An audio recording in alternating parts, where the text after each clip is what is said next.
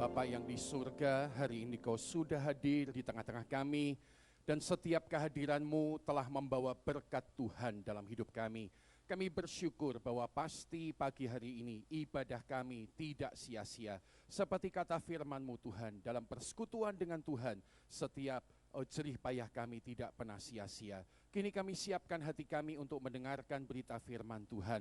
Tuhan yang sudah menaruh isi hati dan perkataan-Mu dalam hidup hamba-Mu ini, biarlah Roh Kudus juga yang menolong semua dibagikan dengan kekuatan dan pertolongan daripada Tuhan. Terima kasih Tuhan, kami siapkan hidup kami bersama-sama untuk menerima berkat daripada firman Tuhan. Berbicaralah kepada kami Tuhan, sebab kami siap mendengar. Hanya di dalam nama Tuhan Yesus kami mengucap syukur dan berdoa.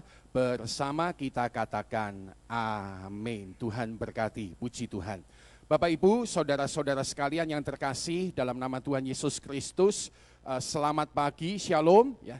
Puji Tuhan, kita bisa berjumpa kembali di dalam segala berkat Tuhan, dan hari ini merupakan hari yang luar biasa untuk kita bisa bersekutu dan menyembah Tuhan Yesus Kristus.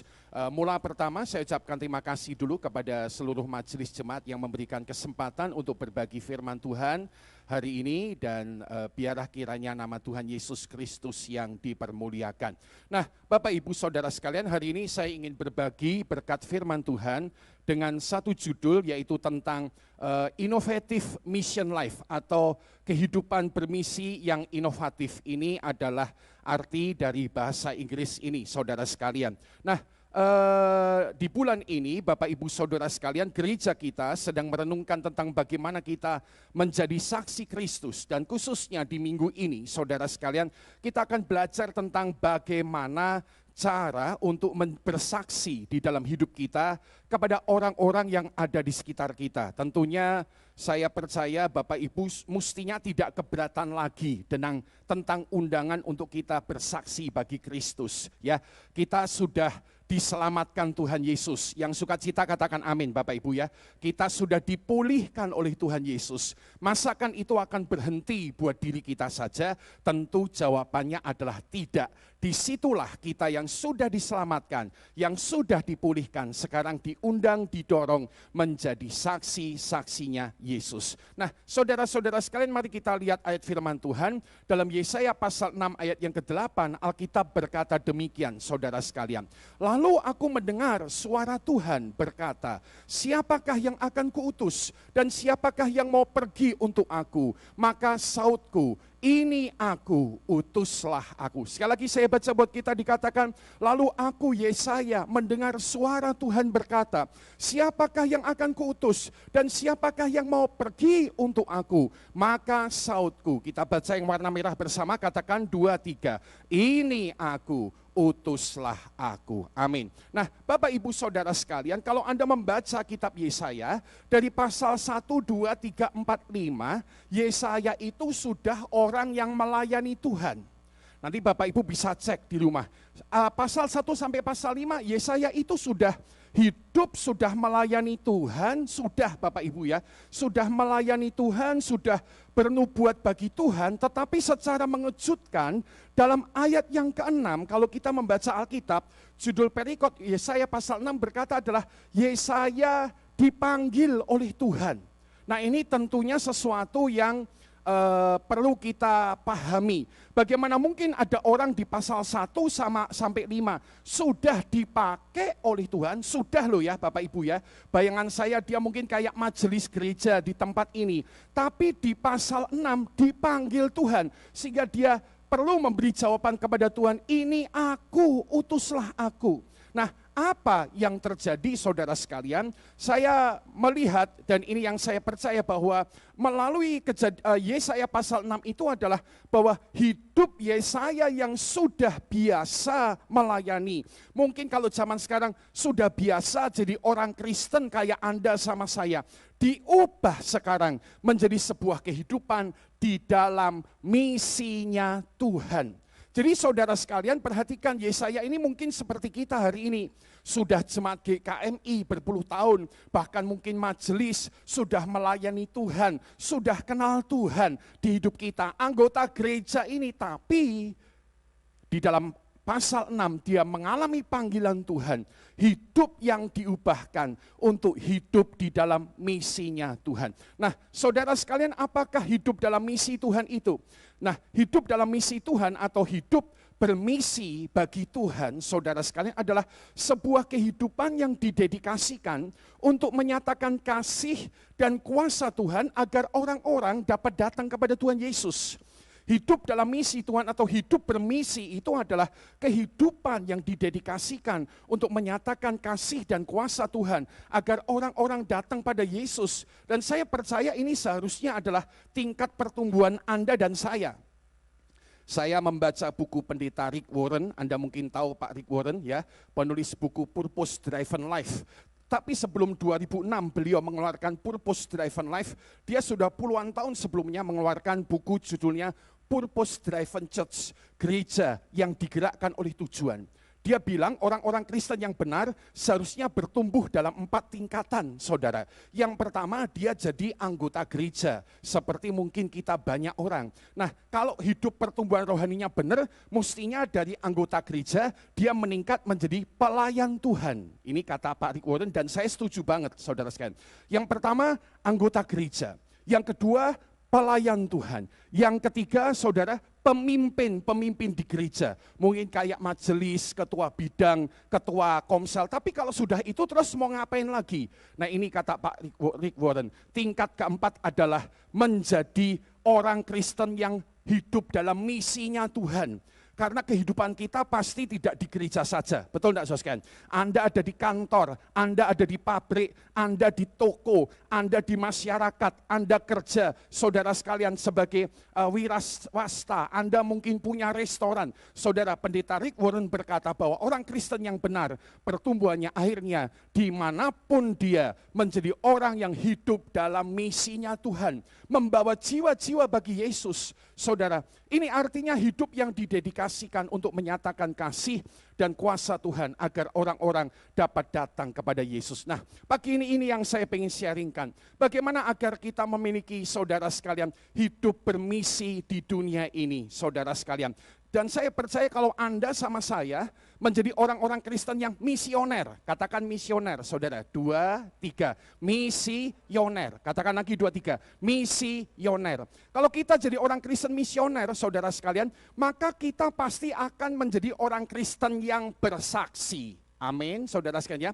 Kalau kita orang Kristen misioner, di hati kita sudah membara sukacita untuk mengabarkan kabar baik, maka saudara kita pasti akan bersaksi dengan satu dan lain cara. Nah, nanti kita lihat bagaimana cara-cara mungkin yang praktis saja, bagaimana kita bersaksi di sekitar kita. Tapi mulai dari sini, bagaimana agar kita memiliki hidup bermisi di dunia ini? Saya percaya hidup bermisi di dunia ini dapat dimulai dari kita melihat pengalaman dari Nabi Yesaya tadi. Yang pertama, hidup bermisi, Anda dan saya menjadi orang Kristen yang misioner. Itu terjadi ketika satu, kita punya kerinduan melihat Tuhan dimuliakan dalam hidup kita. Dengan cepat, saudara, mari kita lihat beberapa ayat dari Yesaya 6. Ayat 1 dikatakan, dalam tahun matinya Raja Uzia, ini pengalaman Yesaya. Dalam tahun matinya Raja Uzia, aku melihat Tuhan duduk di atas tahta yang tinggi dan menjulang, dan ujung jubahnya memenuhi bait suci. Yesaya sedang melihat Tuhan di dalam kemuliaannya. Para serafim berdiri di sebelah atasnya, masing-masing mempunyai 6 sayap. 2 sayap dipakai untuk menutupi muka mereka, 2 sayap dipakai untuk menutupi kaki mereka, dan 2 sayap dipakai untuk melayang-layang. Ayat yang ketiga dikatakan, dan mereka berseru seorang kepada seorang, katanya, kudus, kudus, kuduslah Tuhan semesta alam, seluruh bumi penuh dengan kemuliaannya. Maka bergoyanglah alas ambang pintu disebabkan suara orang yang berseru itu, dan rumah itu pun penuhlah dengan asap. Nah, saudara-saudara sekalian, Yesaya mengalami panggilan bermisi dari Tuhan. Ingat sekali lagi, dia sudah melayani, tapi di pasal 6 dia dipanggil Tuhan hidup sebagai utusan Tuhan, hidup sebagai orang-orang misioner bersama dengan Tuhan. Dan bagaimana itu terjadi? Yang pertama, dia melihat Tuhan dimuliakan dalam penglihatannya. Itu yang dicatat Yesaya 6 ayat 1, 2, 3, dan 4. Maka kita bisa belajar satu prinsip saudara sekalian, agar kita menjadi orang-orang yang hidup bermisi. Hal pertama di hidup kita, nomor satu, kita perlu punya sebuah kerinduan melihat Tuhan untuk selalu dimuliakan dalam hidup kita. Saya percaya ketika saya dan Anda adalah orang yang selalu rindu melihat Tuhan itu ditinggikan, Tuhan dimuliakan, Tuhan saudara di atas segala-galanya, maka secara pasti kita nanti akan menjadi orang Kristen yang misioner di hidup kita, ya. Saya ingat Sidney Mohede pernah menulis lagu, ya, namamu selalu berada di tempat pertama di hatiku dan selalu jadi yang utama di hidupku, dimanapun ku berada tak akan berubah. Namamu selalu berada di tempat pertama. Saudara, orang-orang yang hatinya seperti itu, saya percaya mereka akan jadi orang-orang misioner bagi Tuhan. Yang setuju katakan amin, ya. Karena dia selalu rindu lihat Tuhan ditinggikan, Tuhan dimuliakan lewat hidupnya. Walaupun dia mungkin pekerja pabrik, walaupun dia mungkin bisnismen, walaupun mungkin saudara sekalian dia seorang ibu rumah tangga sekalipun, dia pengen lihat Tuhan ditinggikan, apalagi ditinggikan lewat hidupnya. Maka orang-orang seperti itu akan dipenuhi dengan semangat membagikan berita Injil dimanapun mereka berada. Nah, supaya kerinduan ini muncul, saya sedikit lebih mendalam saudara sekalian, supaya kerinduan melihat Tuhan ini dimuliakan itu muncul, maka yang pertama kita perlu punya pemahaman. Paham apa? Paham kemuliaan hanya bagi Tuhan. Kemuliaan hanya bagi Tuhan. Ini selalu perlu ada di hati dan pikiran kita. Sesuai kata saudara-saudara sekalian, Roma 11 ayat 36. Roma 11 ayat 36 berkata, kalau Anda bisa membaca dengan saya dari jarak yang cukup jauh ataupun di rumah, kita baca bersama, katakan 2-3. Sebab segala sesuatu adalah dari Dia, dan oleh Dia, dan kepada Dia, bagi Dialah kemuliaan sampai selama-lamanya. Kalau Anda rindu Tuhan dimuliakan, maka itu pertama harus dipelihara adalah sebuah pemahaman. Paham bahwa hanya Tuhan yang harus dimuliakan. Kemuliaan hanya bagi Tuhan, lagu apapun, ya. Saya senang nyanyi-nyanyi, jadi saya mungkin cukup ngerti beberapa lagu, ya. Segala kemuliaan hanya bagi Tuhan. Saudara, kita bernyanyi tentang Tuhan yang mulia. Mulia sembah Raja mulia. Saudara, saya dorong jangan hanya jadi nyanyian, tapi kerinduan di hati kita selalu melihat Tuhan dimuliakan. Amin, saudara sekalian.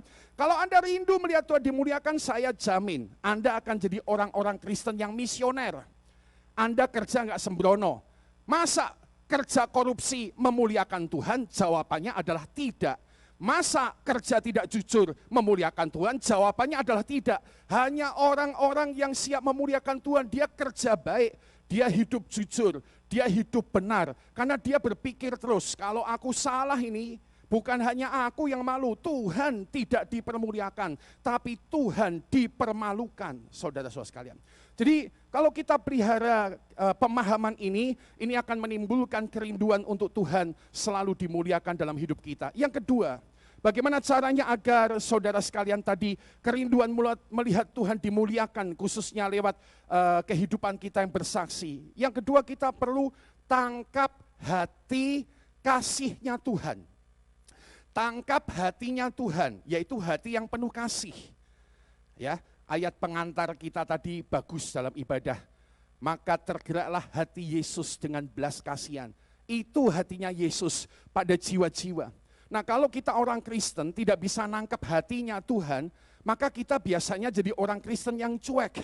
Tapi kalau kita bisa nangkap hati kasihnya Tuhan, maka kita akan jadi orang Kristen yang misioner. Seperti apa hatinya Tuhan? Yohanes 3:16 berkata, karena begitu besar kasih Allah akan dunia ini, sehingga ia telah mengaruniakan anaknya yang tunggal, supaya setiap orang percaya padanya tidak binasa, melainkan beroleh hidup kekal. Hatinya Allah, kasihnya Allah besar atas dunia ini. Seperti apa hatinya Allah? 2 Petrus 3 ayat 9 juga berkata, ya.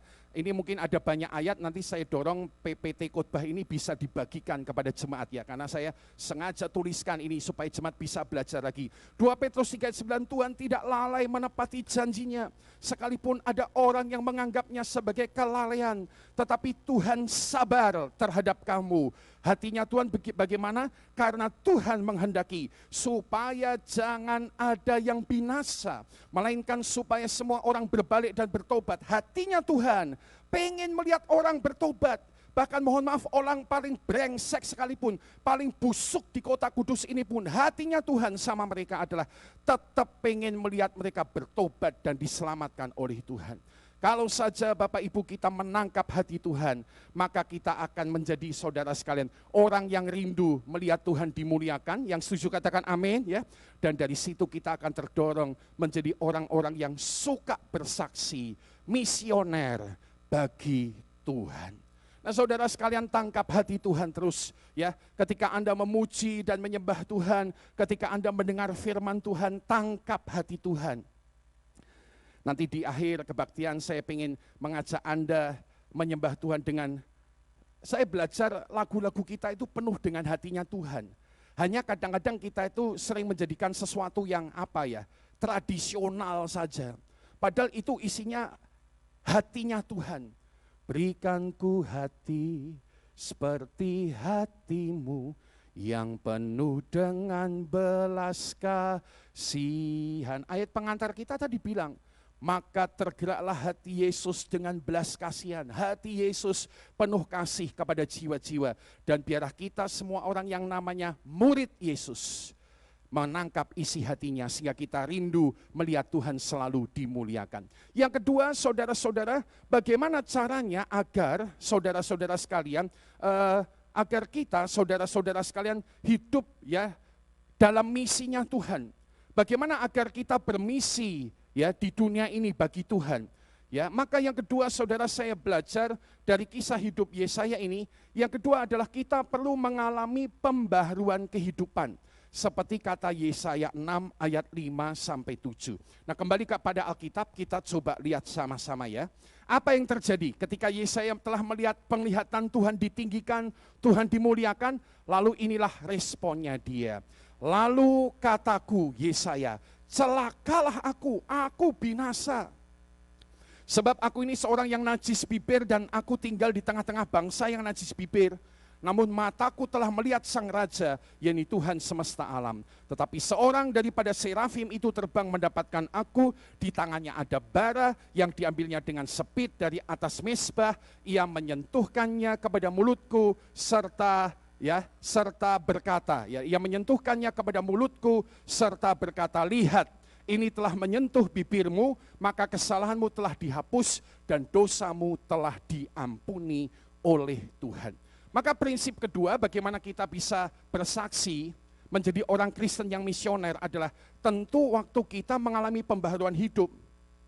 Ingat sekali lagi Yesaya pasal 1 sampai pasal 5 sudah melayani, sudah. Catat baik-baik, sudah melayani. Pasal 6 terima panggilan Tuhan menjadi utusan Tuhan. Sebelum dia menjadi utusan Tuhan, yang terjadi, 1, dia melihat Tuhan dimuliakan. 2, dia mengalami pembaharuan dari Tuhan.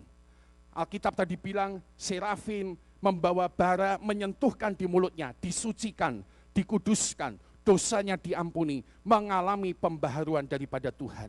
Maka ini pun prinsip yang harus Anda dan saya jalani agar kita menjadi orang-orang misioner. Saudara, sekali lagi iman saya begini buat pertemuan pagi ini. Asal Anda menangkap hati Tuhan, Anda mengalami pembaharuan, Anda menjadi orang Kristen misioner, nanti cara bersaksi itu akan mengalir dengan alami dari dalam hidup Anda dan hidup saya. Kenapa? Nah, ini saya kasih tahu ya, Menurut penelitian gereja, orang Kristen yang betul-betul punya karunia penginjilan, karunia ya, itu cuma 10% di gereja. Jadi kalau ada 100 orang Kristen yang betul-betul punya karunia penginjilan, itu cuma 10%. Orang Kristen yang mungkin ada gumun-gumun ya, heran-heran sama seperti saya. Ada orang yang baru duduk di bis, ketemu orang di sebelahnya, sudah ngomong ngalor ngidul, terus bisa membawa orang datang pada Tuhan Yesus. Heran enggak saudara, ada orang kayak gitu? Kalau saya belum tentu bisa, betul enggak? Malah mungkin beberapa di antara kita lebih lancar ngomong hobi, ngomong pekerjaan, tapi begitu ngomong Yesus, kita agak terkendala. Kenapa? Penelitian gerejanya memang 10%. Tapi dalam kasih Kristus, semua orang percaya tetap harus memberitakan Injil. Yang sukacita katakan amin. Dan itu terjadi kalau hidup Anda sama saya misioner dulu. Nanti kalau hidupnya sudah misioner, apa-apa itu bisa jadi kesempatan bersaksi membawa orang datang pada Yesus. Pekerjaan Anda bisa jadi jalannya. Hobi Anda bisa jadi jalannya. Apa? Pergumulan-pergumulan orang bisa jadi jalannya. Karena di hatimu sudah rindu lihat Tuhan dimuliakan. Nah yang kedua, sebelum itu lebih jauh terjadi, maka kita perlu mengalami pembaharuan kehidupan. Ya, bagaimana mengalami pembaharuan kehidupan itu? Kalau kita lihat Yesaya tadi di ayat 5, dia sadar akan dosa. Ya, dia sadar akan kondisi hidupnya. Celaka aku najis bibir. Artinya apa? Sadar dosa.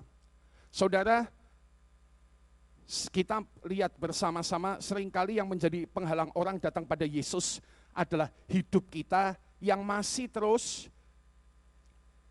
bergumul dengan dosa. Bukan berarti kita tidak bisa berdosa, tapi beberapa orang tetap menjalankan hidup dosa. Selingkuh jalan terus, sudah diketahui sama anak buahnya, selingkuh jalan terus. Bagaimana kita yang selingkuh bisa berkata bahwa ayo ikut Yesus yang merubah hidupku? Mustahil, bohong.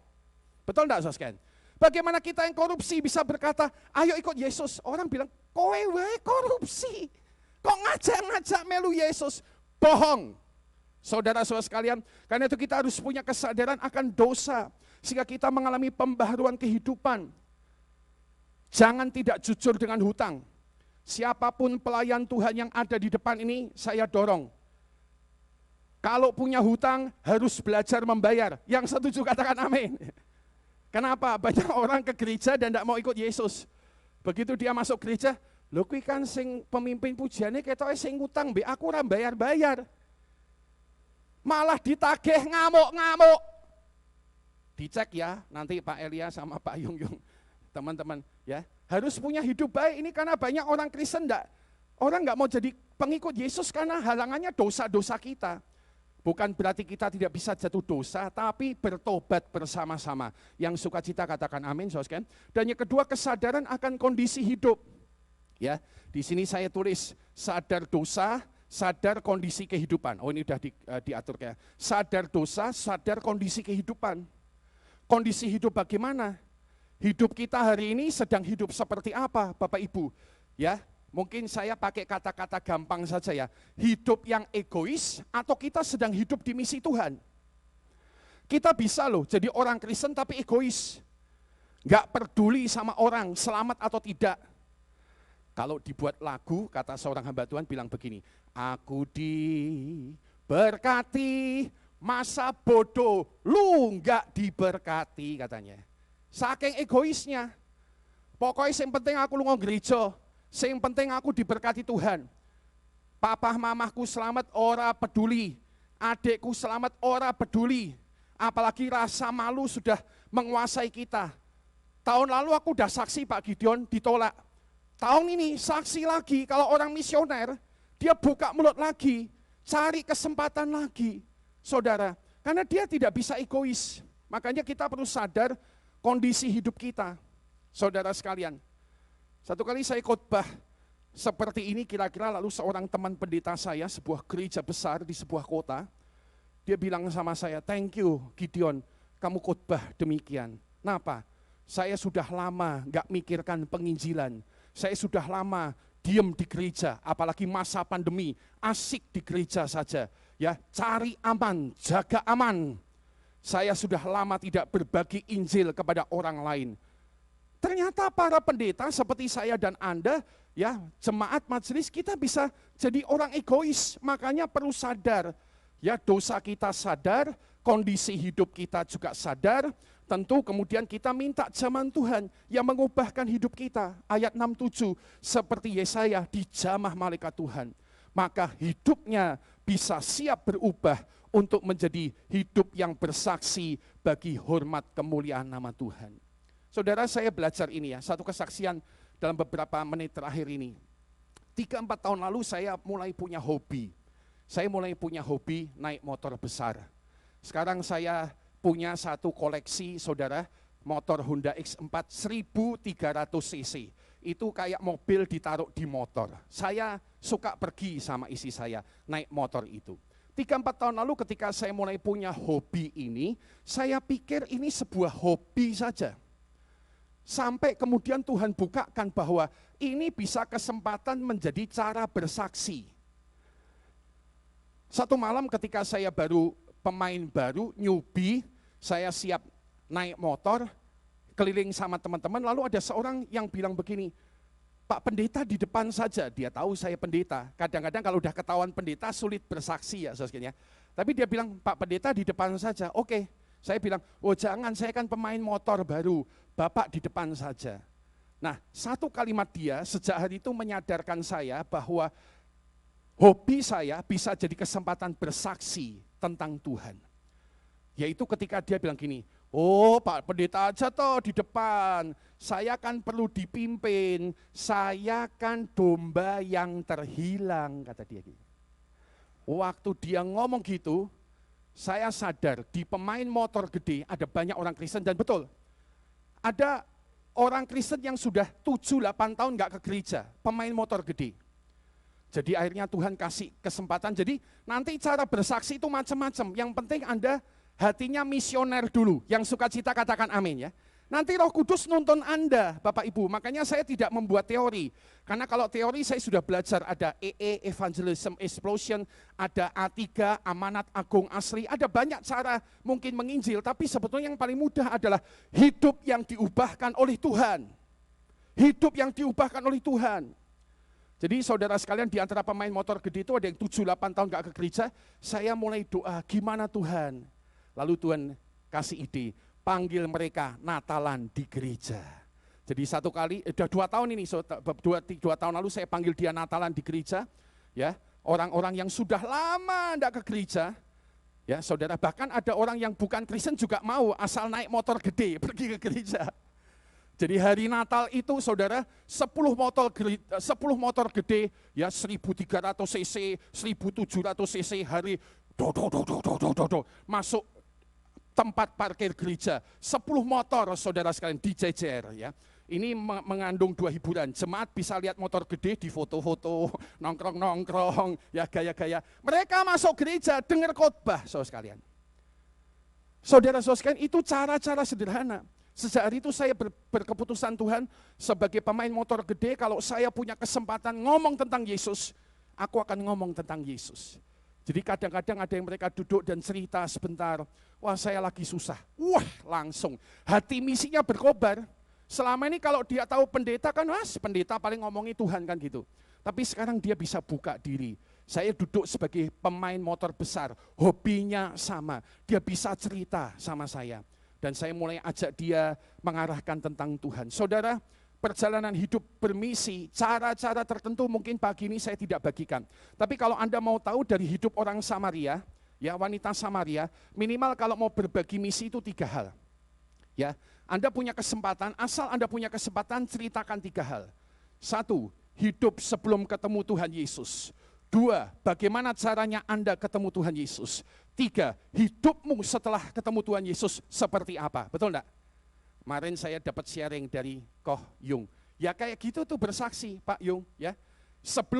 Maksudnya sebelum berjumpa Yesus yang benar, penuh pergumulan, penuh masalah, didoakan ya, lalu berjumpa dengan Yesus didoakan. Sekarang hidupnya walaupun punya masalah tapi ada pertolongan, ada jalan keluar. Seperti itulah bersaksi Bapak Ibu. Ini bukan masalah cara dan tekniknya. Saya kasih tahu, saya udah belajar banyak cara dan teknik. Terus terang, lali kabeh, lali kabeh. pelatihan evangelism explosion itu kalau nggak salah 5 hari sendiri saya di Purwokerto. Ikut pelatihan, caranya 1, 2, 3, lali kabeh. Tapi begitu saya memutuskan, yang penting aku hidup dengan hati misi, itu kesaksian mengalir dari dalam hidup. Dan saya percaya sekali lagi, saya sedang melihat Anda orang-orang luar biasa, kerja di kantor, kerja di pabrik, punya toko, Anda mahasiswa, Anda anak SMA, Anda ibu rumah tangga, Anda hidup di kampung. Tuhan bisa pakai Anda membagikan kabar baik. Yang sukacita katakan amin. Tentu ketika hati kita penuh misi Tuhan. Yang paling akhir untuk kesempatan pagi hari ini, hidup saudara sekalian bermisi terjadi ketika kita saudara sekalian menyerahkan hidup kepada Tuhan Yesus. Seperti yang ditunjukkan oleh Yesaya 6 ayat 8. Inilah tadi yang sempat kita baca. Lalu aku mendengar suara Tuhan berkata, siapakah yang akan kuutus? Siapakah mau pergi untuk aku? Maka sautku, ini aku, utuslah aku. Yang kedua, yang ketiga terakhir, kita perlu menyerahkan hidup kepada Tuhan. Agar kita dapat tepat menanggapi panggilan Tuhan. Ya, tentang di mana kita bermisi, bagaimana caranya. Maka kita perlu saudara mendengar suara Tuhan. Ya, tentang beban misi, tempat misi, cara misi. Ingat, misi ini memberitakan kabar baik sama dengan bersaksi, sama dengan menginjil. Wes toh Bapak Ibu, Anda kalau pengusaha hatinya misi, Anda tiap kali lihat kesempatan akan ngomong, piye nek tak doake, atau mungkin nek terlalu jauh, datang sama Yesus. Yesus siap menolong Anda, saudara. Dan ketika Anda agar dapat tepat menanggapi panggilan Tuhan, yang terakhir serahkan diri pada Tuhan. Seperti Yesaya, ini aku, utuslah aku. Ini aku, utuslah aku. Ya, itu ada satu lagu misi lagi, pemain musik bisa keluar ya. Ini aku, utuslah Tuhan. Ini aku, utuslah Tuhan. Kalimatnya bagus di sana. Kemanapun kau pimpin, ke negeri yang kau pilih, ini aku, utuslah Tuhan, dan ku kan pergi. Orang Kristen yang mau dipakai Tuhan, bermisi bagi Tuhan, yang penting satu, tidak banyak ngeyel. Yang setuju katakan amin. Nyerahkan hidup sama Tuhan. Pergi ke Surabaya dipakai Tuhan, di dalam Kudus dipakai Tuhan, ke Jakarta dipakai Tuhan, pergi ke Korea dipakai Tuhan. Saya sama istri, puji Tuhan, sekarang oleh anugerah Tuhan sampai tahun ini sejak sebelum pandemi sudah ke 17 negara, saudara sekalian. Cita-cita saya kalau boleh kayak empek saya Pendeta Yulius Ishak, 50 negara jika Tuhan mengizinkan. Tapi di 17 negara itu saya tidak pernah pergi hanya sekedar dolan. Tujuan pertama pergi ke negara-negara, bahkan ke Nepal, ke Kamboja, saudara sekalian, selalu ada hubungannya dengan misi daripada Tuhan. Kenapa? Karena hidupnya sudah dipersembahkan, mengizinkan Tuhan memakai, sehingga dia bisa menjadikan kita berkat dimanapun. Saya percaya hari ini hidup Anda akan dipakai oleh Tuhan lebih lagi. Yang sukacita katakan amin, saudara. Karena itu serahkan hidup kita kepada Tuhan. Mari hidup bukan sekedar hidup, tapi hidup dalam misinya Tuhan. Saya mengajak kita dalam beberapa menit ke depan menyembah Tuhan dan kemudian kita berdoa bersama. Mari kita berdiri. Berikan ku hati seperti hatimu yang penuh dengan belas kasihan. Berikan ku mata seperti matamu, memandangku ayah di sekelilingku. Berikan ku tanganmu untuk melakukan tugasku. Berikan ku kaki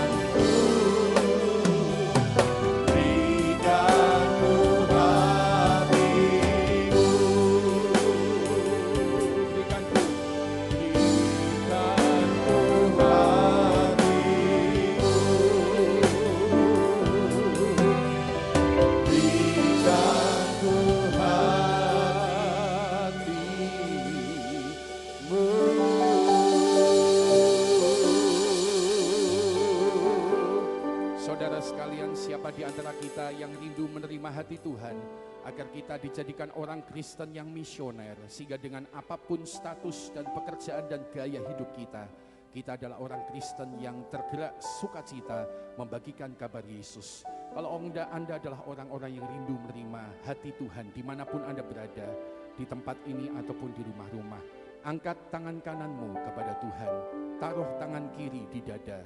Kita berdoa, kasih karunia dari Tuhan ada bagi setiap umat Tuhan ini, sehingga mereka boleh menerima berkat hatinya Tuhan di hati mereka, pikiran Tuhan di pikiran mereka, sehingga kami menjadi orang-orang misioner yang selalu tergerak membagikan kabar baik, bukan tentang caranya, tapi dimulai dari dalam hati, dan kemudian mulut yang terbuka, hidup yang diubahkan oleh Tuhan. Kami menjadi saksi-saksi Tuhan dimanapun kami berada.